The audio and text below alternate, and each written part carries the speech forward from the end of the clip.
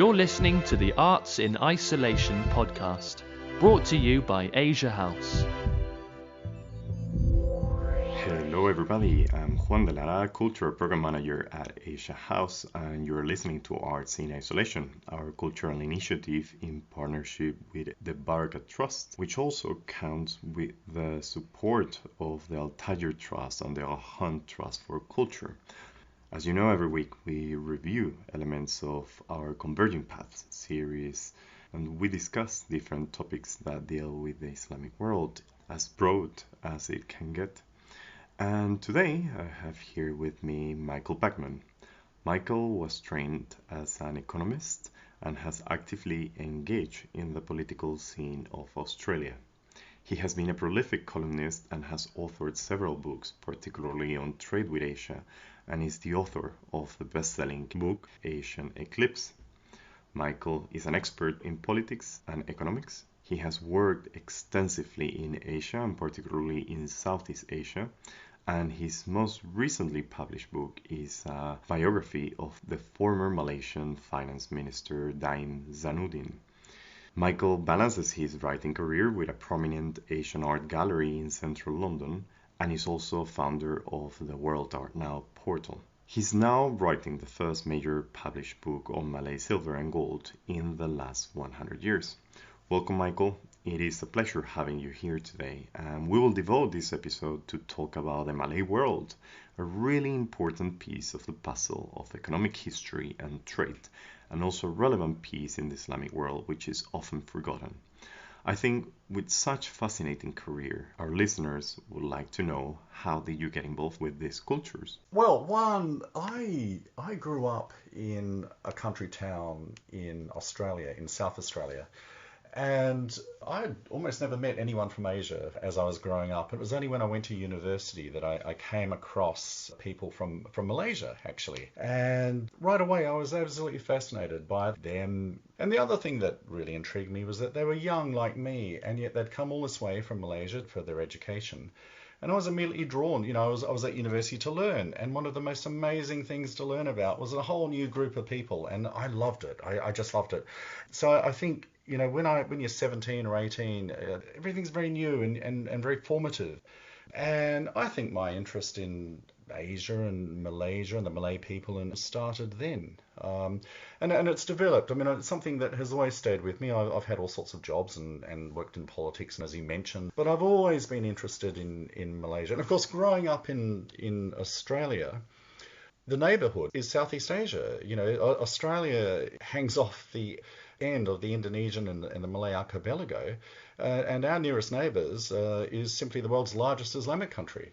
And a lot of people don't realise that. So, it wasn't for me to get immediately interested in going off to, on some of my gap year or whatever, off to London or, to work in pubs and stuff. No, not for me.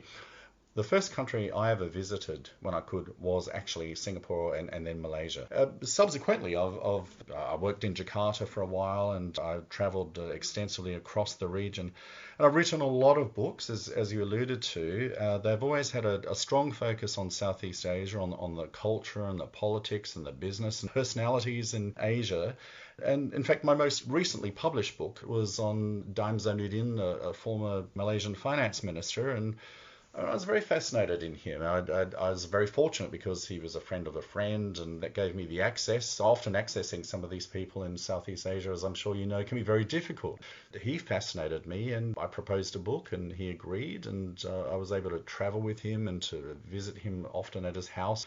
Through him, I was introduced to Dr. Mahathir, the former Malaysian Prime Minister, and went to his house, got to know him. And so I was in such a privileged position to get to know these people. So you clearly take a historical approach to art and contextualize it in the broader discussion of economy and trade. So I'm very interested to hear which were the basis for Daim's reforms and what did it inform you about the people? That's right. I trained as an economist, and so that's always been the immediate attraction to a lot of this. I look at things, and of course now, as we mentioned before, I have a gallery in London dealing in art, and I come to that from the perspective of an economist being interested in trade and business. And we must always remember when it comes to art that why did anyone do art? They did it to make money. That's always the reason why anyone does art. And we must always remember the business incentive when it comes to art. And that's something that art historians in their silos often forget. But anyway, back to Daim and what that informed me about Malaysia. Well, first of all, the previous books that I'd written, you mentioned Asian Eclipse, looked at a lot of the negatives, a lot of the traps for perhaps Western people doing business in Asia. You know, things like cronyism and corruption. And why I was interested in Daim was because he was an immensely rich man and he was a politician. And as we all know, that normally is bad news. When it comes to Asia. Often people go into politics to get rich. But Daim was different. He was different because he was rich already. He went into politics almost reluctantly. Mahathir asked him to go in and solve problems and kick heads. And that's why he was brought in. There were a lot of economic problems that Malaysia faced. They were too dependent on one commodity, which was tin, and world tin price crashed. The economy needed to be bailed out, and they needed a lot of restructuring. And Daim very coolly went in and did it. He was very professional. He relied on a civil service, which actually in Malaysia is actually pretty good. Quite professional, and he brought in good people to do things, surrounded himself with good advisors. And another thing that he did was to attempt to redress the race money balance, if you will, in Malaysia. Malaysia today is about 60% ethnically Malay, about 30% Malaysian Chinese, and 10% Malaysian Indian. The problem for Malaysia was that the Chinese had become very dominant in the economy, and that's not good when you're trying to build a cohesive country, when race is so aligned with commercial power and money. It's a recipe for almost a disaster and ultimately a pogrom, if you like. So, and Daim and Mahathir knew this, and they thought, we've got to redress this. And of course, Malaysian Chinese friends of mine at the time said we hated it, what they did, because they skewed everything in favor of Malay businesses and were giving Malay people contracts and without fair tenders. But they've said, actually, we now get it. We get what they've done, because what they did do was to break the nexus, the link between race and wealth. So you can no longer see a Chinese in Malaysia and assume, oh, that's a rich person, and see a Malay person and think, oh, there's a poor person. It doesn't work like that anymore, and that has unified Malaysia and made Malaysia a cohesive country that it is today. It's a country, actually, that can face problems, and that's always a test of a country. When you have a problem, does it fall apart immediately? Well, no, not Malaysia. And so that is the success of Daim and Mahathir. So how do you relate the reforms of Daim to the history of the Malay world? So, how did the Malays back then, who were so prominent in business and trade, how did they go from that to the point where they were requiring, economic preferment policies in Malaysia in the 21st or 20th and 21st centuries? Well, the answer is because most of the trade that was happening in the 17th and 18th centuries was in Malay hands, but it was the Malay sultans who were doing it. Now, what's quite interesting and quite unique, probably, in terms of the world at this period, was that the sultans did not allow a Malay business class or even a middle class to develop. They monopolized trade. They monopolized trade in rice and elephants. I mean, they were even sending elephants to India from the Malay Peninsula at one point. I think the Sultan of Kedah was doing that. So they monopolized trade in all sorts of things, but they wouldn't dirty themselves, the sultans, by actually signing contracts and things like that and negotiating. They left that they would have a Muslim Indian at court who would run their business interests for them, almost like the European concept of a court Jew. And this is what European kings and queens would do around the same time. They'd have a Jewish business person to look after their interests, because being Jewish, they were never going to become a threat to the throne. And so that's exactly what they were doing in the Malay world as well. They'd have an Indian in who wouldn't usurp them because of his ethnicity. So they basically kept all of the business for themselves. Malay people more generally were allowed to trade in a very petty way in their own bazaars, but they weren't allowed to be involved heavily in international trade. So by the time you get to the 19th century, when the Malay world, which is partly in Sumatra mostly, and the rest of it is in the Malay Peninsula, becomes dominated by the Dutch and the British colonialists, the Malays were in quite a weakened state to compete. And then, of course, the Dutch and particularly the British brought in Chinese from China to work at the tin mines and to operate shops and all this. And that squeezed out ordinary Malays again. So they again didn't have a chance to develop their skills as business people. So by the 20th century, when Malaysia became independent, the Malays required economic preferment policies to assist them. Now, in terms of history, what's interesting is that we've been discussing the Malay preferment policies of Mahathir and Daim under the rubric of the new economic policies, as it was called in Malaysia, to rebalance the wealth equation in Malaysia. And yet, when you look back, say, to the 17th and 18th centuries, the Malays were really prominent. They were well-known traders across the region. And in around 1725, a Dutch writer and traveller by the name of Francois Valentin, he actually said, a person, and I quote, a person who can speak Malay can be understood from Persia to the Philippines. So across this wide area, Malay had become the lingua franca of traders.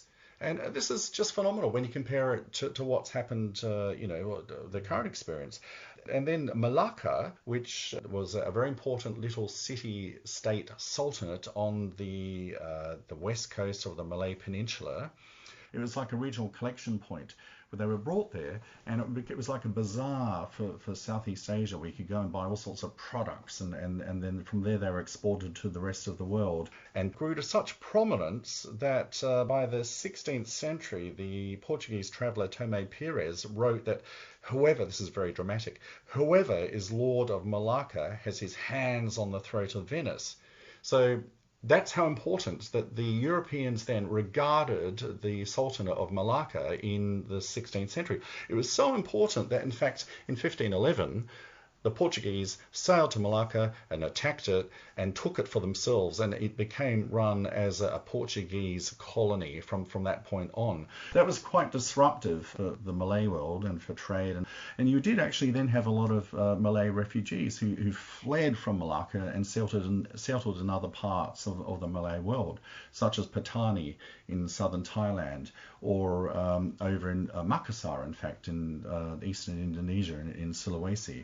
And so this caused like a further diaspora of the Malay world, which again, as we know with sort of dispersed or diasporas, particularly when they're a cohesive ethnic minority, it's very good for promoting trade and cultural exchange and so on. Certainly, it's fascinating when you start noticing this phenomenon in which traveling and moving craftsmen defines so much of the culture of a group. And I think we have been referring through this podcast so much to the Malay world. And I think we really need to ask you, what is the Malay world? How would you define it? Yeah, well, of course, most people, when they hear the term Malay, they think of Malaysia, but it's actually it's a bit more than that. The Malay world encompasses a lot of the population, the indigenous population of Malaysia, plus the people of southern Thailand who are ethnically Malay, many of the people of coastal Borneo, which is the large island near the Malay Peninsula, and also quite a large number of the people living in the coastal areas of Sumatra in Indonesia. So these people can be classified as Malay. Altogether around the world, there's about 25 or 28 million Malay people.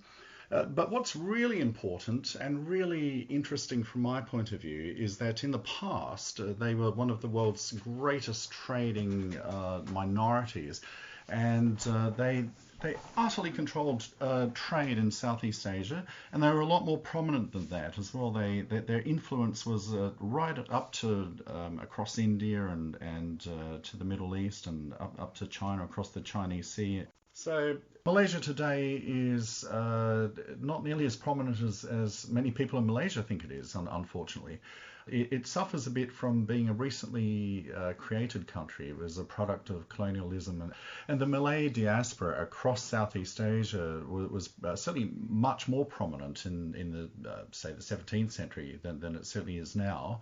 It also suffers from the fact that it's near a massive neighbour, which is Indonesia. Indonesia has an ethnic Malay population, but most people in Indonesia are not themselves ethnically Malay. The other thing that's really important to understand is that this part of the world contains some of the world's greatest and biggest Islamic populations. Of course, the Malays themselves are Muslims. Indonesia is the world's largest Islamic country. It has around 270 million people. So by a long shot, it's the world's biggest Islamic country. And most people don't remember that. When we think about Islam, and we often think about the Middle East, but of course that's the minority of Muslims.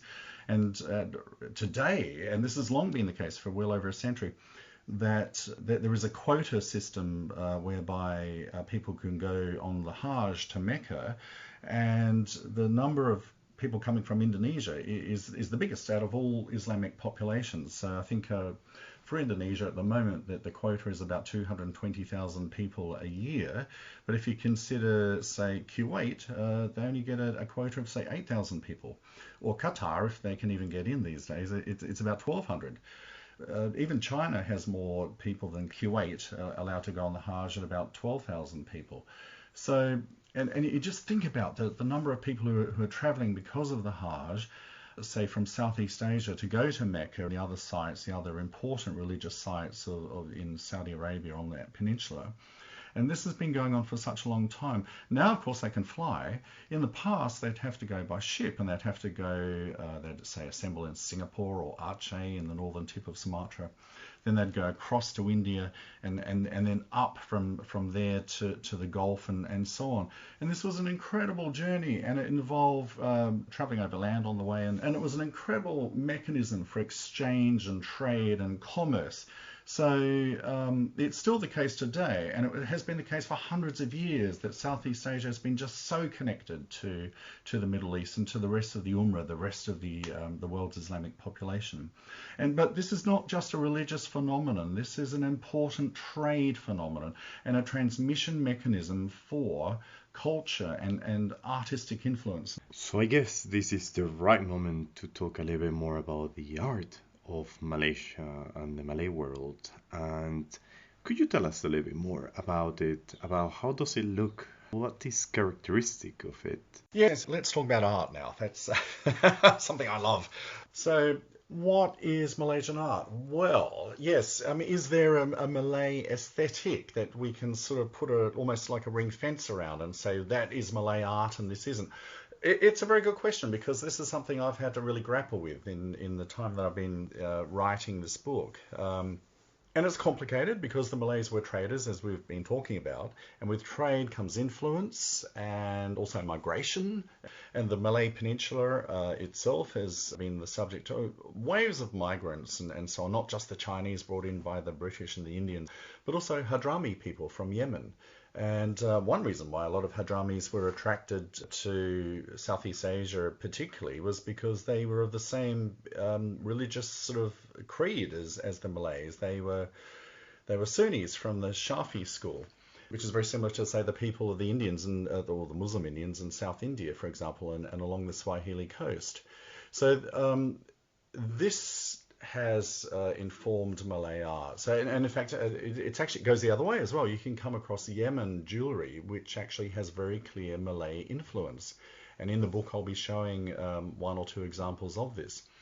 So, and then, of course, we've got the Malay world is perched in the middle of Southeast Asia, where you've got the Thais to the north and the Indonesians to the southeast and so on.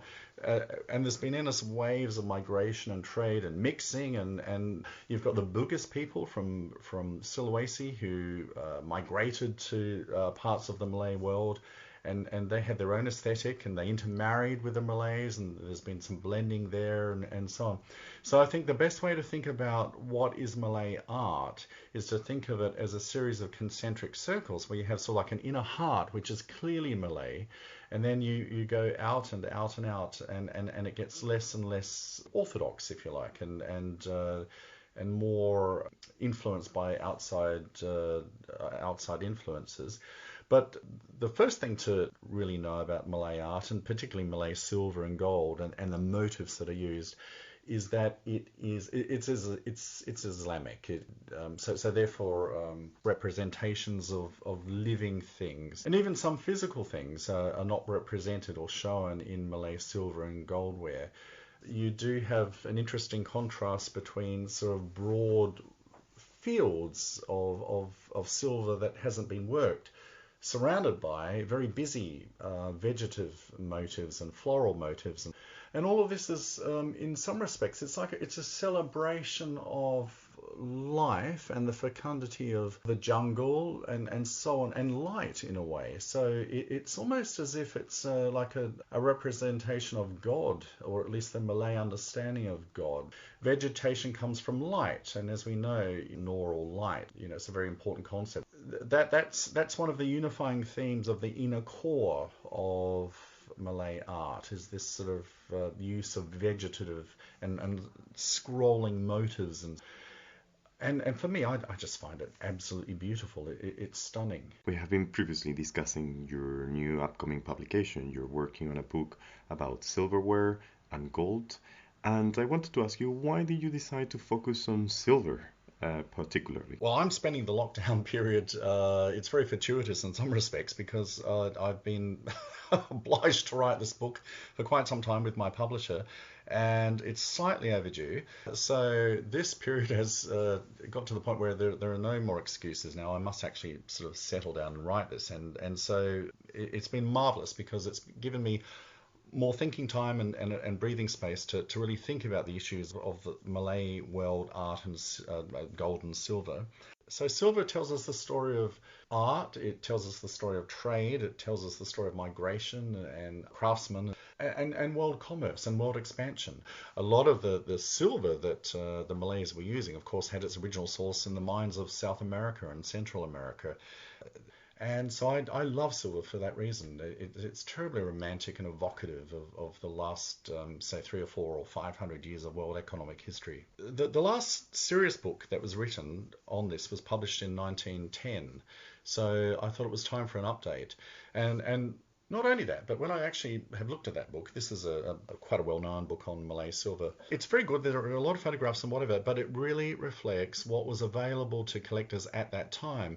And what I'm finding is that with collections of, say, Indonesian and Malay gold and silver that have been developed, particularly quite recently, there's a real bias in terms of what's available now to buy, as opposed to this is not the sum total of say, Malay gold and silver, if that makes sense.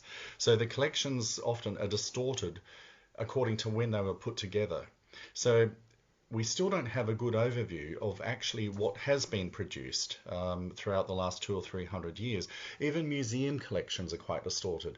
Now, Singapore, their very excellent and wonderful Asian Civilizations Museum, has quite a lot of Malay silver, but it was all collected around 1910. And again, it's a snapshot, not of everything, the totality of what's been produced in the Malay world. It's a snapshot of what they could access around 1910, when British colonial administrators decided, let's pull together enough for a colonial museum. And it's the same here with what the V&A has in the British Museum.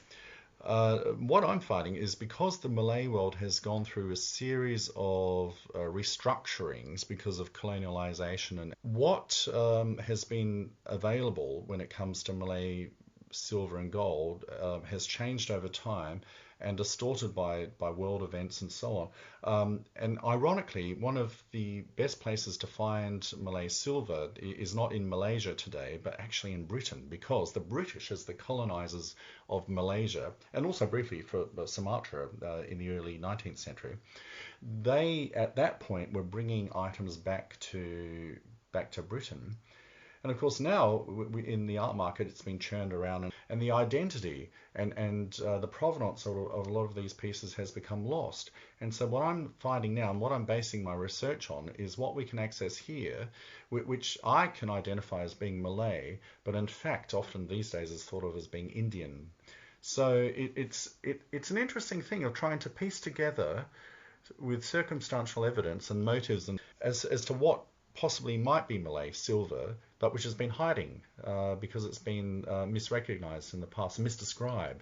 So that's what the book is. It's piecing together what we can find and then giving it the right label for probably the first time in several hundred years. So, Michael, I think it's great to remember that you have done a huge contribution towards furthering our knowledge and retrieving the attribution of certain pieces of huge cultural relevance. And I wanted to ask you about your publication and what do you think is the main aim and what the broader audience will be able to learn from it? One of the central aims of the book is to restore Malay silver and gold and Malay artwork more to center stage, to where I think it should be. Because I think in the last 100 years and so, with the impact of colonialization and the relative displacement, if you like, of Malay commercial power and political power and so on, particularly in Sumatra, is that we've kind of lost knowledge of what is Malay. I mentioned before that often Malay items have been miscatalogued, even in museum collections, and that's very unfortunate. But also, when the Dutch arrived in Sumatra, for example, they had their own client group that they sort of nurtured, and these were the Minangkabau people, who are not Malay. They're a matrilineal group of central southern Sumatra. And they were terribly interesting. That they've got a very interesting architecture, and even in the late 19th century, the Dutch were pushing people up there for Dutch tourists were encouraged to visit certain Minangkabau villages, and the Minang leaders had become very compliant with the Dutch colonial forces and were helping subduing the rest of Sumatra. And also, coffee plantations were put in Minangkabau areas, and all of this helped to build up the wealth of the Minangkabau people, and that they had this new prominence that they hitherto hadn't had. And that had tended to displace the Malays. And what it also meant was that Minangkabau jewellery and silver and gold became more prominent and more accessible and more accessed by Dutch and other collectors. So now the Minangkabau aesthetic has become overly prominent in collections of Indonesian and Malay art and so on, and Southeast Asian art. And art of the Malay world has not been given the prominence that it really deserves. So what I'm trying to do with this book is to rebalance this, to pull it back towards the Malays, because they were, after all, the most important commercially successful group in Southeast Asia for a long period, right up until, say, the early 19th century. Well, thank you, Michael, for bringing the Malay world back into the radar. It is fascinating to learn all these things that you so well tie in together and connect in such a lively manner. The Malay world, I think, sometimes has been forgotten, and particularly its broader dialogue of Muslim communities. And without a doubt, we are in front of one of the big participants in the history of the world, and as you very kindly pointed, to the history of business, trade, and economy. Since our last podcast have been mostly covering the Mediterranean, I think you have been a wonderful guide, taking us out of the Arab world and taking us to the larger communities of Asia. I wish you good luck with your book. We look forward to it with excitement. I certainly will keep my eyes on it. And I hope that we can welcome you at Asia House as soon as we are able to open our doors to the public. Oh, thank you very much. I've really enjoyed it. Thank you, Michael, again, and I'm sure that also the audience. I want to thank all the listeners to our podcast that every week go into asiahousearts.org and listen to it. And please do share it. Subscribe to our newsletter if you haven't done so, because we are sharing all the cultural content as well. And just to say that I very much look forward to seeing you all at Asia House as soon as we are able to open our doors to the public. And until then, I wish you a beautiful week. Take care and stay safe. You were listening to the Arts in Isolation podcast, brought to you by Asia House. For more information, please visit our website, asiahousearts.org.